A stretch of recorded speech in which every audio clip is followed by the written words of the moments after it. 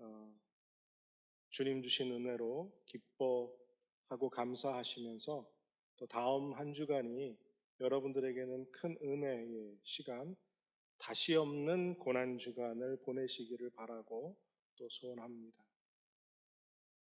오늘도 하나님의 살아계신 생명의 말씀이 우리를 차고 채우고 넘치는 은혜가 있게 되길 바라고 또 소원합니다. 바람 잡으려는 것처럼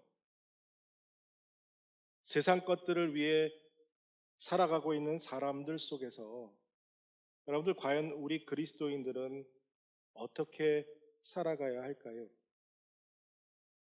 정말 어떻게 사는 것이 여러분들 성경에서 말하는 지혜로운 삶이다 할 수 있겠습니까?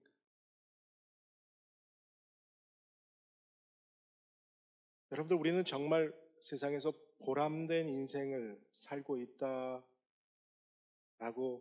여러분들 만족하며 살고 계십니까? 지금 내 스스로 내 자신 안에 정말 나는 행복하다. 나는 만족하며 살고 있다. 라는 그런 마음의 고백이 여러분들 있으십니까? 지난주에 우리가 살펴본 것처럼 God's plan is always the best. 하나님의 계획은 언제나 최선의 것이다. 최고의 것이다. 여러분 근데 이 말을 정말 믿으십니까? 하나님의 계획이 여러분들의 인생에 정말 최고의 계획이셨음을 여러분들 확신하고 또 믿고 계시느냐 하는 것입니다. 정말 말도 안 되는 상황을 맞이했음에도 불구하고 하나님이 뜻하셔서 계획하셔서 이 상황을 나에게 허락하셨다라고 생각하며 믿고 기뻐하고 살고 계시냐는 거죠. 사도 바울은 우리에게 그 지혜를 자족하는 은혜를 어떤 환경과 상황 속에서라도 감사하고 기뻐하고 행복할 수 있는 삶을 살게 되기를 그 자족의 비결을 배우기를 우리에게 요청하고 또 바랬습니다. 그리고 지난주에 살펴본 것처럼 자족의 비결은 밖에 있는 것이 아니라 우리 안에 있는 줄로 믿습니다. 오직 주님 안에서 우리는 항상 기뻐할 수 있고 또 기뻐할 수 있는 줄로 믿습니다. 우리가 기뻐할 수 있는 힘의 원천은 바로 우리 주 예수 그리스도 그분인 줄로 믿습니다. 우리를 위해서 십자가에 죽게 되기 위해서 오신 그분을 통해 우리 어떤 환경과 상황 속에 있지만 하나님이 나와 함께 하심을 믿음으로 승리하는 여러분들 되시길 바랍니다. 그리고 오늘은 사라진 기쁨이라는 제목으로 말씀을 나누면서 희락의 열매, 그 기쁨의 열매가 우리 삶 가운데 풍성히 나타나게 되기를 바랍니다. 우리 지난주에 살펴봤던 말씀이죠. 빌립보서에 있는 말씀을 다시 한번 읽으면서 말씀을 시작합니다. 나는 비천하게 살 줄도 알고 풍족하게 살 줄도 압니다. 배부르거나 굶주리거나 풍족하거나 궁핍하거나 그 어떤 경우에도 적응할 수 있는 비결을 배웠습니다. 아멘. 이 고백이 여러분들의 삶의 고백이 되시기를 바라고 또 축복합니다. 우리 삶의 주인이 하나님이시라는 사실을 인정하고 그분이 모든 것을 우리에게 맡기셨기에 어떠한 환경과 삶 속에서라도 기뻐하고 또 항상 기뻐하는 여러분들 되실 줄로 믿습니다. 여러분 혹시 이런 생각 해보신 분 계시지 않습니까? 여러분들은 계신지 모르겠어요. 저는 그런 생각을 종종 할 때가 있었는데요. 구약 시대에 살았던 사람들처럼 하나님이 베풀어 주시는 그 기적들을 매일 맛보고 체험하고 산다면 불안할 것도 염려할 것도 걱정할 것도 없이 항상 기뻐하며 살 수 있겠다라는 생각을 저는 종종 합니다. 아브라함처럼 그렇죠? 하나님과 직접 대화하고 이삭을 바치면서도 모리아산에서 하나님이 에베네셀, 양을 주시는 은혜. 또 100세가 되어서 더 이상 아이를 낳을 수 없는 사람이 실제로 하나님의 은혜로 이삭을 낳았던 기적을 체험하는 은혜. 또 모세처럼 불은 타고 있는데 나무가 타지 않는 그것을 목격하고 하나님과 직접 대화하고 지팡이를 던지면 뱀이 되고 또 그 뱀의 꼬리를 다시 잡으면 지팡이로 변하는 그 기적들이 매일 삶 속에서 체험되어지고 느껴지고 경험되어진다면 뭐가 문제일까? 그렇죠? 삶에 아무 걱정도 염려도 없겠다. 나는 그런데 그런 기적들을 체험하고 살지 못하기 때문에 믿음이 약하다라고 스스로 우리를 위로하고 있지는 않느냐 하는 것입니다.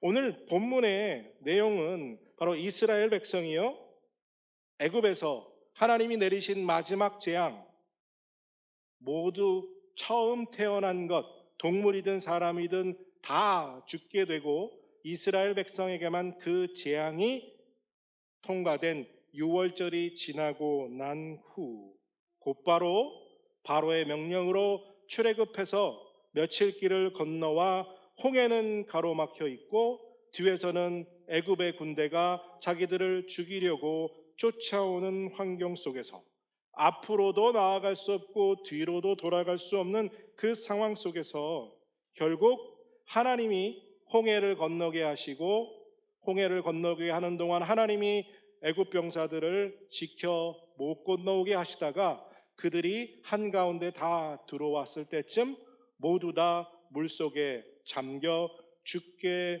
만드신 사건 바로 다음의 시점입니다. 잠시 전까지, 얼마 전까지, 며칠 전까지만 해도 이스라엘 백성들은 노예 신분이었지요. 날마다 혹독스러운 삶을 살아야 했습니다. 그런데 하나님의 기적으로 이스라엘 백성의 장자들은 살아남는 그 6월절의 기적을 경험하고 10가지 재앙의 모든 것들을 바라보고 자유하여 탈출하는 출애굽을 하면서 그들은 얼마나 기뻤을까요? 그러나 그 기쁨도 잠시 후, 얼마 후 홍해는 앞에 가려져 있고 바로 뒤에는 애국 군대가 자기들을 죽이려 하고 쫓아오고 있는 진퇴양난의 순간을 만나게 됩니다. 이러지도 저러지도 못하게 된 상황 속에서 이스라엘 백성에게 기쁨은 온데간데 사라지고 말았습니다. 사실 상황이 정말 어려운 상황이었어요. 그래서 이들이 이렇게 말하죠. 그들이 모세를 원망하였다.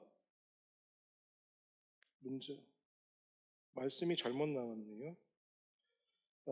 그들이 모세를 원망하였다. 이집트에는 묘자리가 없어서 그들을 이 광야에서 끌어내어 죽이려는 것인가? 우리를 이집트에서 끌어내어 여기서 이런 일을 당하게 하다니 왜 우리를 이렇게 만드느냐? 라고 이스라엘 백성이 모세에게 불평합니다. 하나님께 불평합니다. 아니 하나님, 뭐하러 애굽 땅에서 죽게 만들지 우리를 여기까지 끌고 나와서 여기서 죽게 만듭니까? 눈앞에 펼쳐진 어쩔 수 없는 상황 속에서 이스라엘 백성들은 노예로서 자유함된 그 기쁨을 잊어버리고 쩔쩔매게 됩니다. 어쩔 수 없는 상황처럼 보였지만 하나님은 모세에게 명령하지요. 이스라엘 백성을 앞으로 걸어가라, 홍해로 나아가라 명령하고 너는 홍해를 향해 팔을 펼치라. 그때 우리가 잘 알고 있는 것처럼 홍해가 갈라지고 이스라엘 백성들이 그 홍해 사이를 건너 강을 건너가게 됩니다. 놀라운 기쁨이었지요. 그리고 불 기둥과 구름 기둥으로 애굽 병사들이 쫓아오지 못하게 막았다가 그들이 한가운데 들어오자 홍해가 다시 열리고 모두 다 그곳에서 죽게 됩니다. 그리고 이스라엘 백성이 그곳에서 그 기적을 보고 이렇게 기뻐 찬양합니다. 주님, 신들 가운데 주와 같은 분이 어디 있습니까? 주와 같이 거룩하시며 영광스러우시며 찬양받을 만한 위엄이 있으시며 놀라운 기적을 일으키시는 그런 분이 어디 있겠습니까? 라고 하나님을 찬양합니다. 그리고 곧바로 이렇게 또 말하지요. 주님께 영원 무궁토록 다스릴 것입니다. 당신은 찬양받을 만한 분이시고 기적을 베푸신 놀라운 하나님이십니다. 하나님의 능력을 믿습니다. 그리고 하나님이 이스라엘 백성을 영원히 다스리시는 왕이십니다. 라고 하나님을 기뻐 춤추며 노래하고 찬양합니다. 그리고 모세의 누이까지도 소고 북을 조그만 북을 들고 온 이스라엘 백성의 여자들과 함께 춤을 추며 하나님께 찬양하지요. 애굽의 군대를 죽이신 하나님, 홍해를 건너게 하신 하나님을 찬양하면서 기뻐하고 또 기뻐합니다. 그들이 하나님을 찬양하고 있었지만 이들은 그 순간 기적을 베푸신 하나님이 아니라 그 홍해가 멈춰섰던 그 기적에 빠졌습니다. 그것이 모든 환경을 집중하게 만들었지요. 환경에 모든 시선이 빼앗길 때 우리는 우리 삶 속에서 쉽게 하나님을 잊어버리게 된다는 것을 깨달아야 합니다. 성령의 열매인 희락의 열매를 맺기 위해서는요, 환경과 삶에 우리의 시선이 고정되어지고 매이면 안 된다는 것을 깨달아야 합니다. 그래서 환경과 삶, 변화에 주목하지 않아야만 합니다. 여러분도 생각해 보십시오. 우리가 이스라엘 백성들처럼 홍해를 건너는 기적을 체험했고 하나님이 우리의 주인이시고 왕이심을 고백하며 살아간다면 광야길을 며칠을 걸어가도 기뻐할 수 있다고 생각하시지 않습니까? 근데 여러분 한번 여러분들의 인생을 잘 지금 돌아보시길 바랍니다. 좋은 일이 있고 기뻐할 일이 있었지만 며칠 지나고 나면 그 기쁘고 좋은 일 다 잊어버리고 불평불만이 우리 입에서 나오지 않던가요? 여러분, 홍해를 건너는 기적을 체험한 이스라엘 백성이 이 기적의 기쁨이 며칠이나 갔을까요? 인류 역사상 나중에 요단강을 건너는 그 한 번 외에 딱 2번 일어났던 이 초자연적인 기적 중에 기적, 홍해가 갈라지는 사건, 이 사건을 잊어버리는데 오랜 시간이 걸리지 않았습니다. 딱 사흘, 3일 낮밤이 걸리게 됩니다. 홍해의 기적을 체험하고 기쁜 찬양으로 가득 찬 벅찬 가슴으로 광야를 향해서 이스라엘 백성이 전진하기 시작했습니다. 그리고 딱 3일 걷고 마라라는 곳에 도착합니다. 그때쯤 되면 목이 마를 때가 충분히 되었지요. 물이 필요할 때였을 것입니다. 그리고 마라에 도착하면 분명히 물을 마실 수 있었을 거라는 기대를 했지요. 하지만 그곳에 도착하자마자 깨달은 건 물이 써서 마실 수 없었다는 것이었습니다. 생생하게 아직 3일 전의 기적이 그들의 기억 속에 남아있을 만한 시점이었습니다. 하나님이 얼마든지 이 쓴물을 단물로 바꾸실 수 있는 전능한 하나님이라는 것을 그들 기억 속에 아직 남아있을 시간입니다. 어린 아이들도 하나님이 이 일을 하실 수 있다고 믿을 만한 시점이었지요. 그런데 오늘 본문 24절을 여러분들 보시길 바랍니다. 이스라엘 백성은 모세에게 우리가 무엇을 마신다 말이오 하면서 불평하였다. 기도할 생각은 없었어요. 하나님이 이 일을 이루시기를 기대한 마음도 없었습니다. 그냥 불평이었어요. 기쁨과 감사, 그 기적에 체험했던 능력의 영광 시간이 3일 후에 온데간데 다 사라지고 없어져 버렸습니다. 그리고 첫 번째 나온 말이 불평이에요. 물이 없다, 먹이 마르다. 홍해의 기적은 어디로 사라진 것일까요? 오히려 이 시간쯤에는 하나님께 기도하며 하나님, 우리에게 마실 물을 주시옵소서라고 기도하는 게 맞는 모습 아닐까요?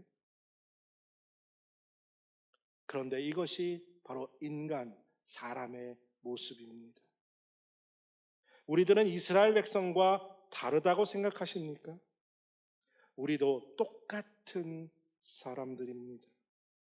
하나님께서 우리에게도 물론 홍해와 같은 기적은 아니지만 우리 삶 속에, 각자의 삶 속에 많은 은혜와 많은 기적들을 베풀어 주시고 그 은혜와 기적으로 오늘 우리가 여기에 있는 줄로 믿습니다. 하지만 여러분들 솔직히 한번 생각해 보세요. 우리의 마음에 조금만 들지 않고 우리의 삶이 우리의 계획대로 조금만 진행되지 않으면 이스라엘 백성이 물레 놓으라고 불평했던 것처럼 우리도 하나님께 얼마나 불평, 불만을 내뱉고 살아가고 있습니까? 왜냐하면요, 이스라엘 백성과 우리는 똑같이 환경, 내 주변의 상황을 주목하고 있기 때문입니다. 사도 바울이 계속해서 우리에게 이야기하는 것이 뭡니까? 궁핍하거나 부족하거나 풍족하거나 자족할 수 있는 비결은 바로 이 환경, 상황에 예민하게 반응하지 않는 것이다 라는 것을 우리에게 깨닫게 해주고 가르쳐 줍니다. 사도 바울은 그리스도인들이 자기 자신의 삶 속에서 직면해야 하는 많은 환경과 상황들 속에서 그것들을 너무 조급하게 판단하지 말고 조급하게 받아들이려 하지 말고 오히려 하나님의 뜻과 하나님의 선하심, 그의 인도하심을 믿고 인내하라 라고 우리에게 가르쳐주고 있습니다.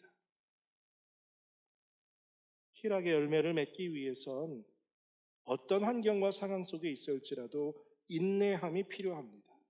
근데 여기서 인내할 때요, 막 인상 쓰면서 이를 악물면서 억지로 참고 인내하라는 것이 아니라 하나님이 우리를 인도하심이 선하고 아름다운 것임을 믿고 기뻐하며 찬양하라는 거예요. 그래서 희락의 열매는 조개 속에서 그 쓴 인내를 기쁨으로 승화하면서 진주가 맺어지는 것과 같은 열매라는 사실입니다. 여러분들 어느 책에서 제가 본 예화의 가운데 이런 이야기가 나옵니다. 여기 보시면 온도 조절기와 그리고 온도계가 있습니다. 우리 인생을 보면요, 어떤 사람은 온도 조절기와 같은 인생을 사는 사람이 있는가 하면 어떤 사람은요, 온도계와 같은 삶을 사는 사람이 있습니다. 여러분 여기서 온도계와 온도 조절계가 어떤 건지 아시겠습니까? 예, 간단히 설명하면 이게 이 thermostat, 온도 조절계입니다. 그리고 요 밑에 있는 게 우리가 잘 아는 온도계, thermometer입니다. 자, 우리들 중에 그리스도인들 중에 온도계 같은 인생을 사는 사람들은요, 예, 온도계가 어떻습니까? 날씨가 추우면 내려가고 날씨가 더우면 올라가는 게 온도계지요. 온도계 같은 인생을 사는 사람은요, 환경에 따라 기분이 오르락내리락 합니다. 예, 기분이 좋으면 막 올라갔다가요, 기분이 나쁘고 환경이 안 좋으면 기분이 막 떨어져서 곤도박질 치는 온도계와 같은 인생을 살아간다는 거죠. 그래서 이런 인생은 환경과 여건과 조건에 따라 희락이, 기쁨과 슬픔이 반복되게 되는 인생을 사는 사람들입니다. 그러니 이런 사람은 인생이 늘 행복하거나 희락의 열매를 기대할 수 없게 되는 거죠. 그런데 여러분들 온도 조절계는 뭡니까? thermostat. 온도 조절계는요, 날이 추워지면 어떻게 해요? 히터가 돌아가도록 히터들을 작동합니다. 날씨가 더워지면 에어컨이 돌아갈 수 있도록 그 온도를 조절해서 환경과 조건과 여건에 따라서 움직여지는 것이 아니라 그 환경과 여건, 온도를 자기가 컨트롤하게 되는 것이 온도 조절계지요. 즉 인생의 삶의 어려운 순간을 만나던 기쁨의 순간을 만나던 그 환경을 자기가 지배하고 컨트롤하는 사람이 바로 온도 조절계와 같은 인생을 사는 사람이라는 거죠. 우리가 온도 조절계와 같은 삶을 살 때 우리는 우리의 삶에 영향을 미칠 뿐만 아니라 다른 사람에게도 좋은 영향을 미칠 수 있는 삶을 살 수 있다는 겁니다. 왜냐하면 환경이 어렵다고, 조건이 어려운 상황이라고, 상황이 안 좋은 상황이라고 염려하거나 절망하지 않고요. 오히려 기도하면서 그 상황을 변화시키려고 하나님의 인도하심을 찾고 하나님을 그의 은혜를 구하기 때문에 오히려 더 큰 능력을 발휘하게 된다는 겁니다. 사람들에게 그래서 나쁜 영향이 아닌 더 좋은 영향을 미치게 되는 것이죠. 그리고 다른 사람들을 축복하게 되는 것입니다. 이것이 하나님이 우리에게 원하시는 그러한 삶인 줄로 믿습니다. 여러분들은 환경에 따라 움직이는 온도계의 삶을 살고 계십니까? 아니면 환경을 지배하고 컨트롤하고 있는 온도 조절계의 인생을 살고 계십니까? 바라고 소원하기는 환경과 상황과 여건과 조건과 상관없이 그것들을 초월해서 오히려 그것들을 컨트롤하는 그런 긍정적이고 능동적인 하나님의 사람들이 되시길 바랍니다. 그래서 여러분들 안에 희락의 열매를 풍성히 맺어지게 되시기를 바랍니다. 이런 삶을 살게 될 때 사도 바울이 우리에게 고백한 것 같은 이 놀라운 고백이 우리의 고백이 되는 것이죠. 나에게 능력 주시는 자 안에서 나는 모든 것을 할 수 있느니라. 여러분들 이 고백을요, 요 한 절만 이해하면서 내가 소원하는 건 하나님 안에서 뭐든지 다 이루어진다 라고 이해하시면 안 됩니다. 뭐든지 가능하다라고 말하는 말씀이 아닙니다. 이 말씀은 내가 배부를 때도 교만하지 않을 수 있고, 내가 배고플 때도 좌절하거나 낙심하지 않을 수 있다는 말씀으로 이해하셔야만 합니다. 내게 능력 주시는 자에서 모든 것을 할 수 있다는 건 궁핍해도 풍요로워도 그것을 지킬 수 있다는 말씀입니다.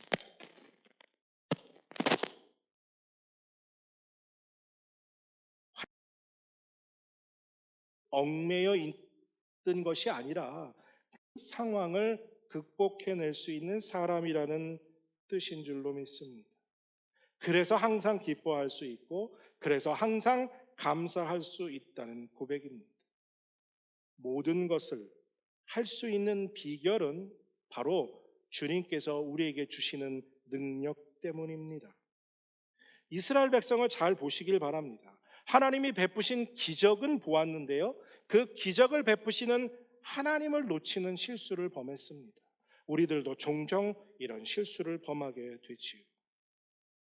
이스라엘 백성은 실패했고 우리는 실패하는데 왜 사도 바울은 성공했느냐 하면요, 사도 바울은 늘 항상 기적 속에서 하나님을 찾고 하나님을 발견했기 때문입니다.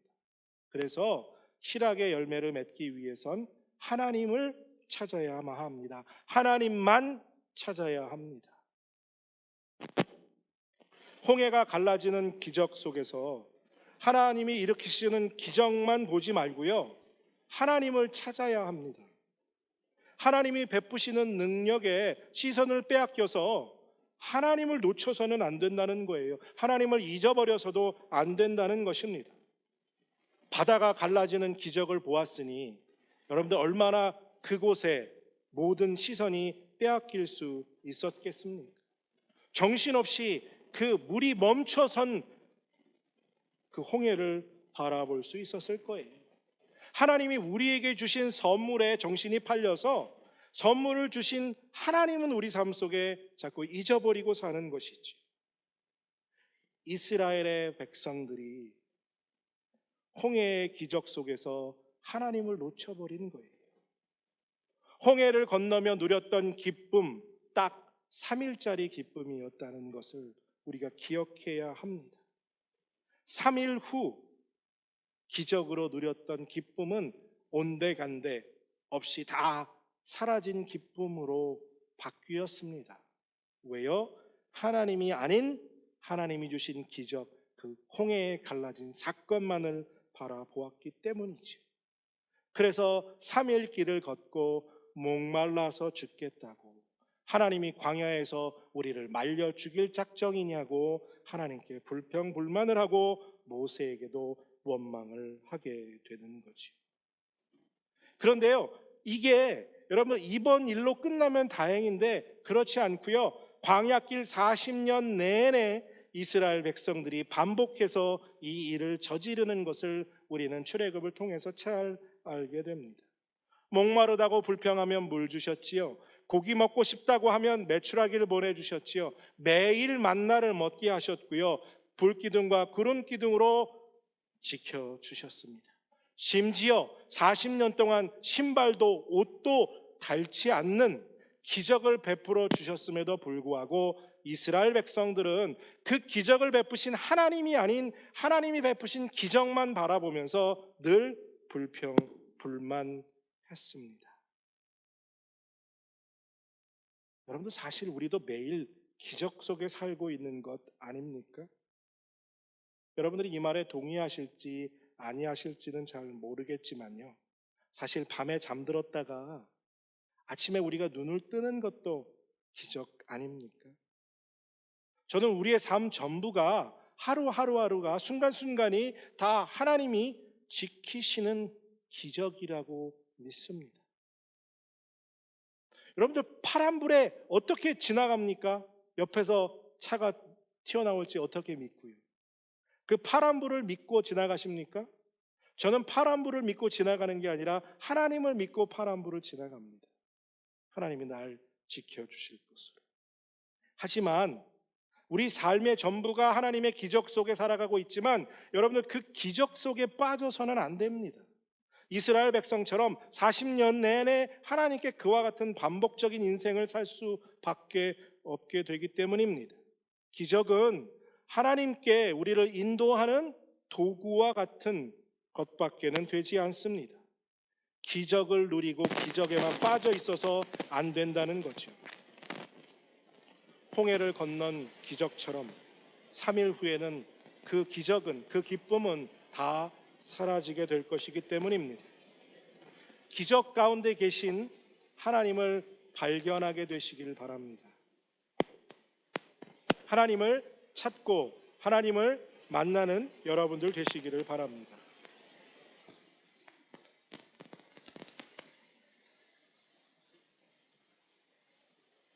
예수님이 우리에게 구원을 주시는 분이시지요.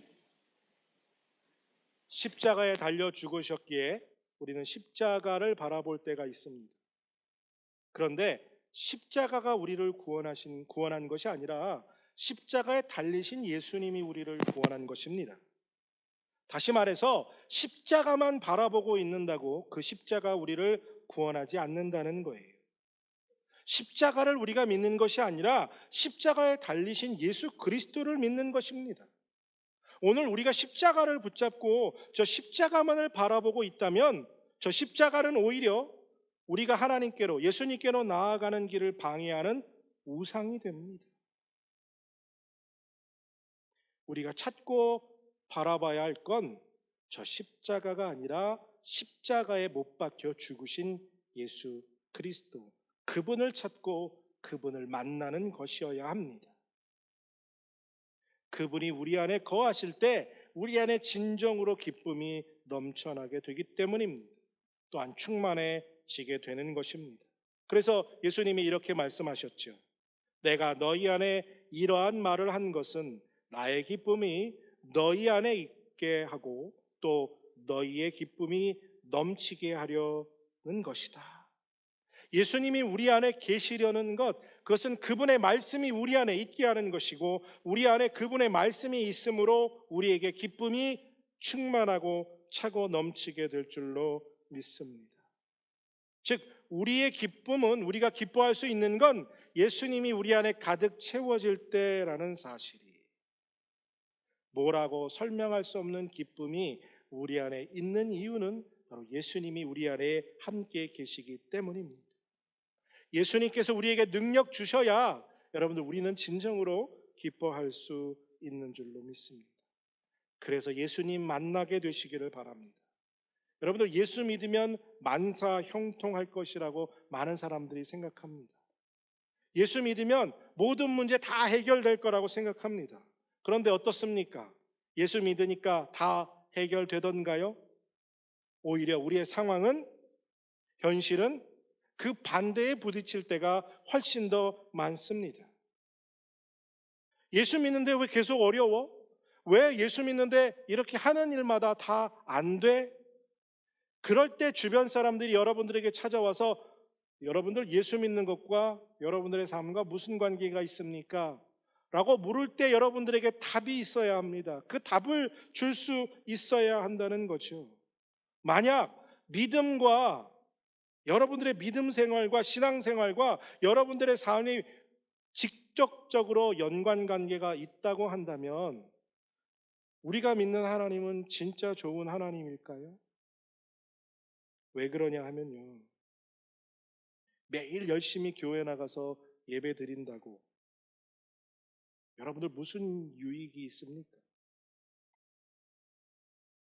매일 성경 공부하고 매일 새벽 기도 쌓고 매일 기도한다고 여러분들 다 승진하고 사업이 승승장구 다 잘 됩니까?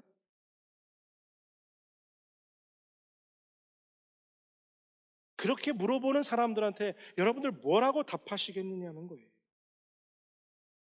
예배 잘 참석하고 교회 봉사하고 헌금 많이 낸다고 성경 공부 많이 한다고 내가 원하는 대로 내 인생이 풀리고 돈이 많이 생기고 좋은 대학에 내 자녀들이 덜컥덜컥 잘 합격할 것 같다.